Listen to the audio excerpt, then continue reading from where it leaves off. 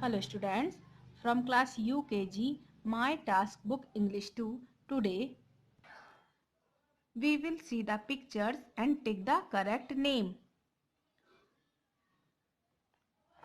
Students, see the picture and tell me what is its correct name, red or bad.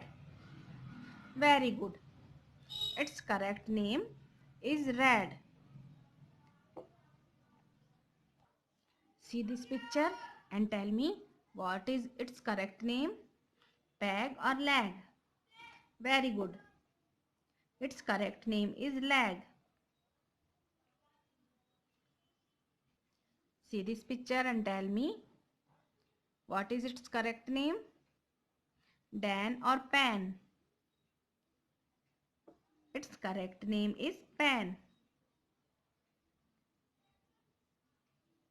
And what is its correct name, Ned or Jet. Its correct name is Jet. See this picture and tell me what is its correct name, Tan or Dan. Very good. Its correct name is Tan. And this, bag or bag, peg or bag. Peg is its correct name. See this picture and tell me what is its correct name, man or hen. Very good. Its correct name is man. And this, bad or wag. Bad is its correct name.